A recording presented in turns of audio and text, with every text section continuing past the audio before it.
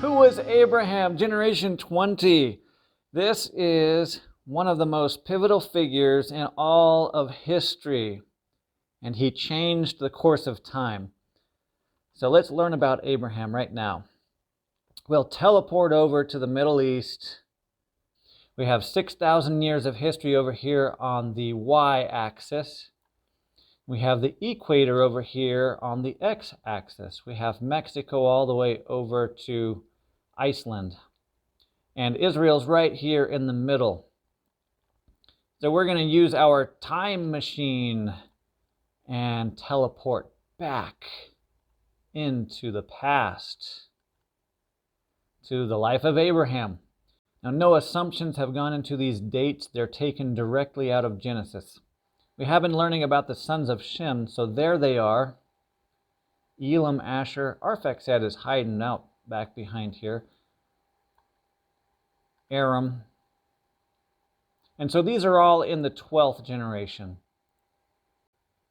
In Genesis 11 we read, "And Terah lived 70 years and begat Abram, Nahor, and Haran." We start out with Shem. He was born before the flood, lived through the flood. And then the first person born in the post-flood era is Arphaxad. So we have the First Chronicles genealogy. That's First Chronicles 1:24 through 27. And it goes Shem all the way down to Abram. And Abram's name was changed to Abraham. And Luke 3 has the genealogy of Jesus and connects Jesus to David and then Abraham and Noah and Adam. When we look at where these are, you see that Selah is here, Eber, and they're all along the Tigris River.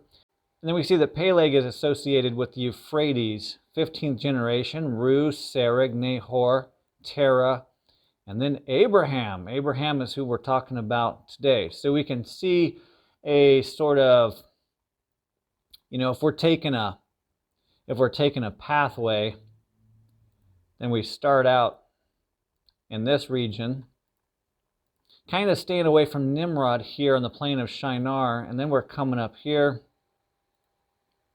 going back and forth. Terah is Abraham's father, and he lives in Ur. The book of Jasher said that he fought with the army of Nimrod. Remember, Nimrod established 3 and maybe 4 cities over here in the plain of Shinar. Well, when Terah has enough of that, he goes out here to where his family is, and he retires at Haran, which is also now called the town of Nahor.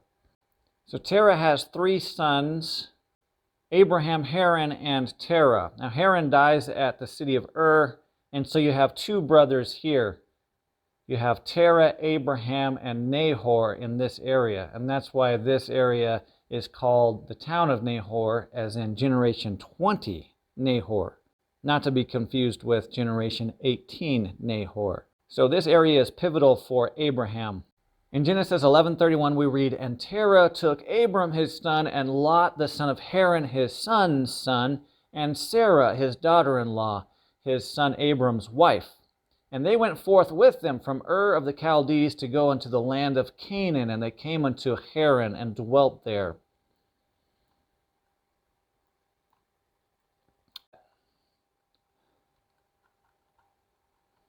If you're living on the plain, it would look something like this. You know that you can go up the river systems. You also know that a lot of your family members are living right here along the Euphrates. See, here's Peleg and Ru, Serug, and now Terah is over here, retires to this area. That's what it would look like if you were actually going along this area. And you can see the mountains in the background and the Mediterranean Sea over here to the west. Now the book of Genesis expands the life of Abraham. Most of the other patriarchs have just a sentence about them. However, starting with Abraham, we get a lot more detail. So when you get a chance, please read Genesis 12 and then read up to Genesis 25. That covers the life of Abraham pretty much. We have other sources that talk about Abraham. That's Josephus' Antiquities of the Jews chapter 8 to 17. We also have the book of Jasher and Jubilees. They are not canonized, but in Jasher we have chapter 13 to 26, and then Jubilees chapter 12 to 23. They give the life of Abraham in a similar way to what Genesis gives. Abraham is mentioned on the Eblate tablets. Abraham is a very historical figure. We have history connected up from modern times all the way back to Adam, and so Abraham is actually a very tangible person. We get the famous blessing of Abraham in Genesis 12:3. And I will bless them that bless thee, and curse him that curseth thee, and in thee shall all families of the earth be blessed. So Abraham and Lot depart from Haran. And here is a joke for you. Who is the smartest man in the Bible? Abraham. He knew a lot. Oh. Well, anyway, we can retrace the steps of where Abraham and Lot and their family went. They went from Haran over to the land of Canaan. And remember, Canaan is all over this land.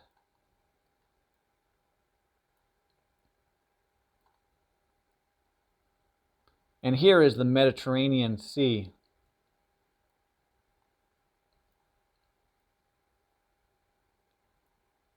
Somehow Abraham got to this region.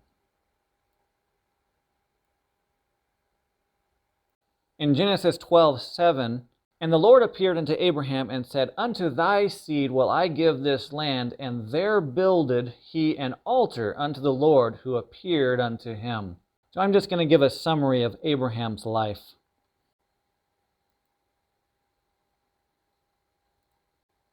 Abraham is just about in this region somewhere when he gets the vision from God. His vision from God is that this land of Canaan was going to be given to him by God. So this may be where the curse of Canaan plays out, because Abraham is here right in the land of Canaan. Or Canaan settles in this land of Shem.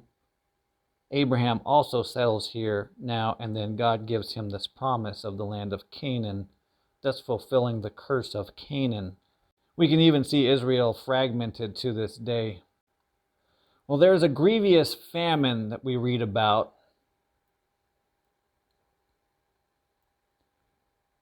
Abraham ends up going to the land of Egypt. And this is the area where he would have walked.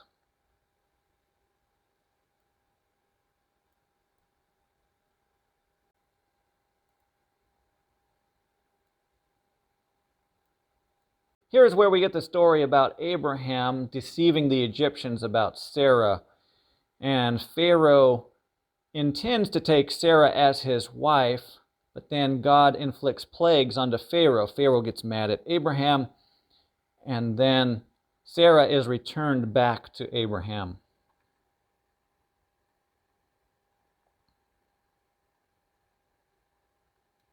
We read that Abraham and his bunch go back to Bethel now.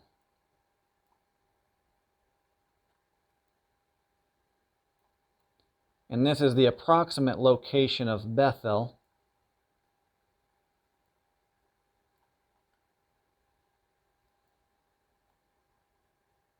This is where we have strife between Lot and Abraham on account of the herds. Abraham pitches his tent somewhere between Bethel and Hai, and then Lot pitches his tent down to where Sodom is.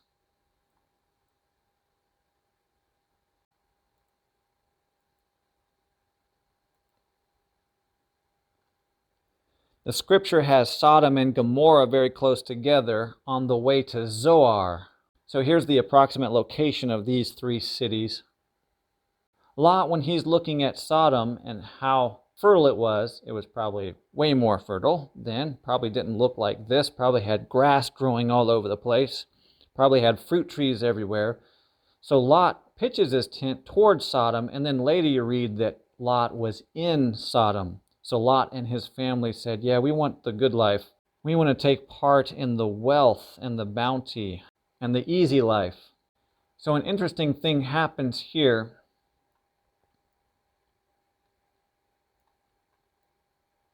Because two kingdoms come against each other, the kingdoms of the east and these kingdoms of the west. There's a league that's formed between Elam, the city of Shinar, the city of Elisar, and the city of Goyim. So the kings of these 4 cities in the east come against 5 cities in the west, and it just happens to be the area where Abraham and Lot are. The 5 cities are Zeboim, Admah, Sodom, Gomorrah, and Zoar. And these are the approximate locations of where they are.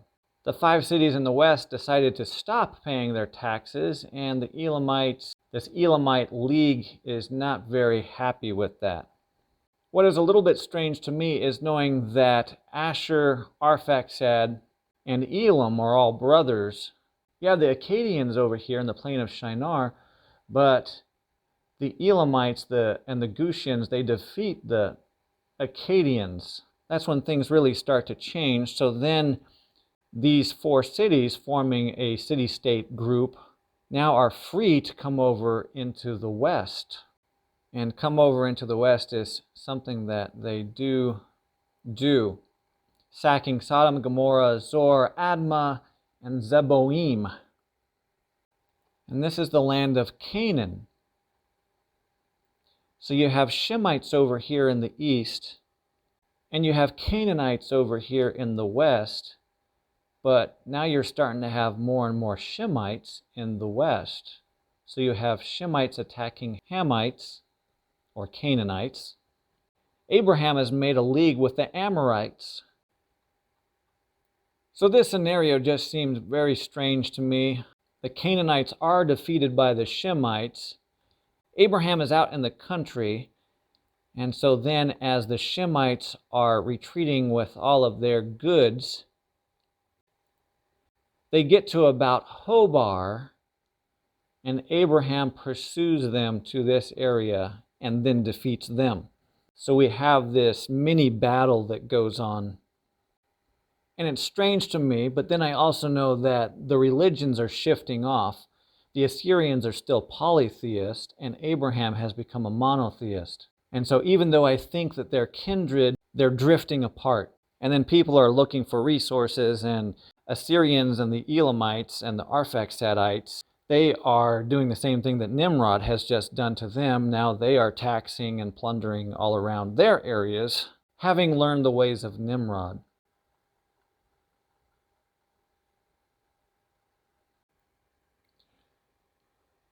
Well, we get back over here after the battle.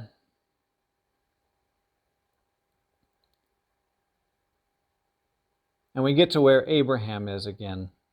Sarah is giving up hope that they're really going to have a child. So Sarah gives Hagar to Abraham, and we get the birth of Ishmael. So here is the birth of the Arabians. Now we can see Abraham and Sarah here. We can also see that Hagar and Ishmael come out first before Isaac. So we have the family inheritance of Noah problem. Here we have it again, the claim of the Arabians is to be firstborn through Ishmael, through Abraham. And then we have Isaac as the Jewish line, and a schism here between Ishmael and Isaac. Remember what Jesus said, beware of covetousness. The angel of the Lord, or perhaps God himself, comes down and appears before Abraham, tells him about what he's about to do, and he says, I'm going to destroy Sodom. And Abraham knows that Lot is down here in the city of Sodom, so Abraham starts pleading for Sodom and his nephew Lot.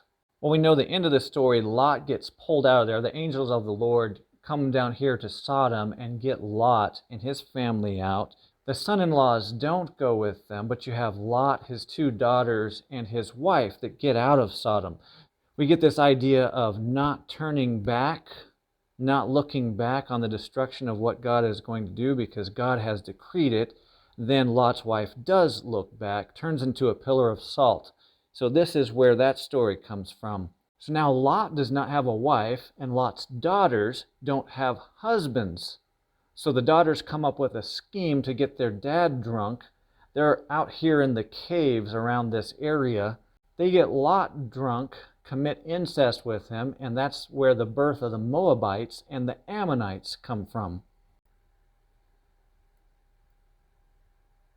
Now we turn our attention back to Abraham. He goes to Gerar. There is another king here, Abimelech of this land.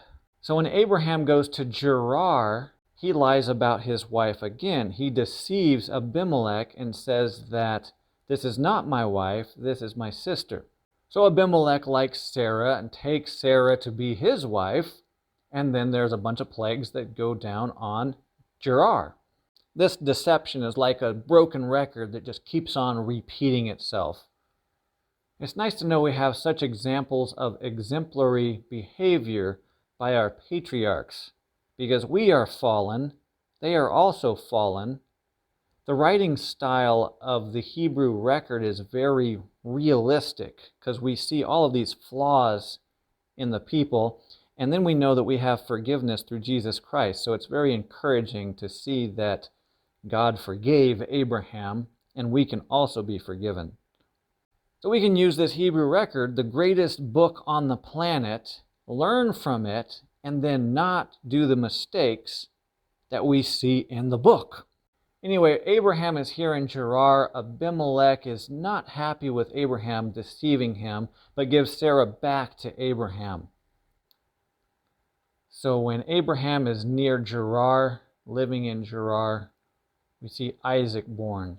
Then the contention starts between Isaac and Ishmael.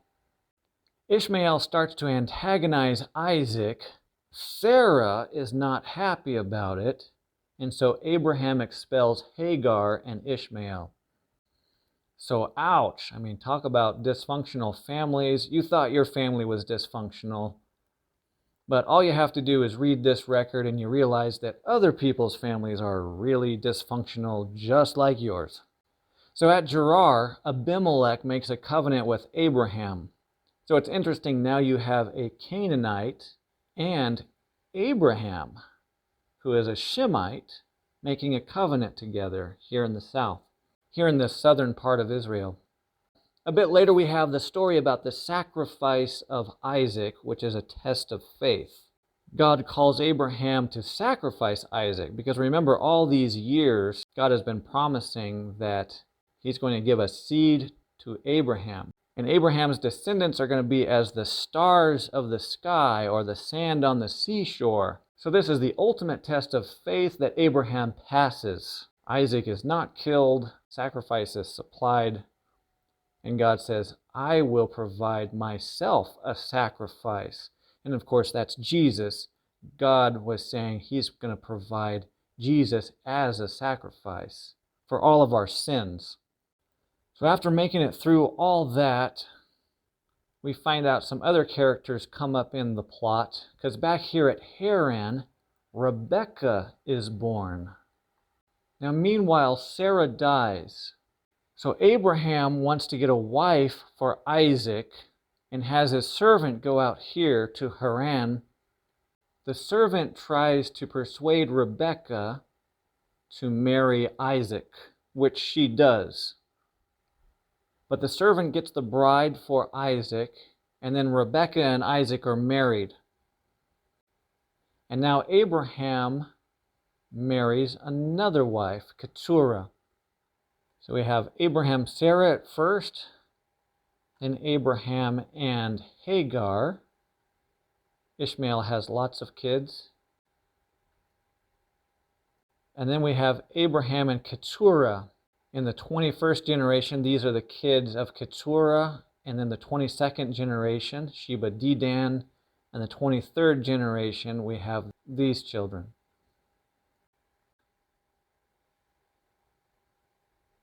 Sarah is buried in Hebron, and when Abraham dies at 175 years, he also is buried in Hebron. We can look at this decreasing lifespan graph. After the flood, Abraham is here living 175 years. And you can see how much is lost from Noah to Abraham. Noah living 950 years and Abraham living 175 years. Here they are on the periodic table of history, and I know we can get an arrow out here to where Abraham is. You might be in Italy. You might be in the Middle East and Iran. And you might be in Hawaii.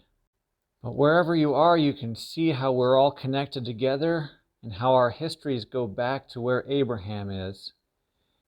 This is about the same time we see the Celts and the Greeks and the Middle Eastern empires, the Indian, the Chinese, the Southeast Asian empires, and also the Egyptian and Cushitic empires forming, well on their way.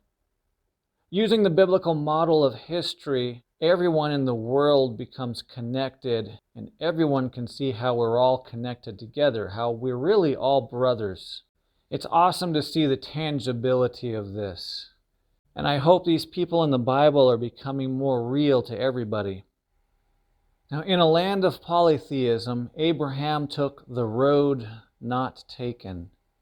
And I invite you to take the road not taken. Just because liars in Hollywood tell you something doesn't mean you have to believe it. If your teachers tell you something that's not right, you don't have to believe it. If your politicians tell you lies, you don't have to believe them. If the media people got paid off and are telling you lies, you don't have to believe them. You can take the road not taken. So I leave you with this quote from Robert Frost. "Two roads diverged in a wood, and I took the one less traveled by." And that made all the difference. So thanks for watching. It's always free to subscribe, thumbs up, share, and comment. I hope you have a great week, and I will see you in the next video.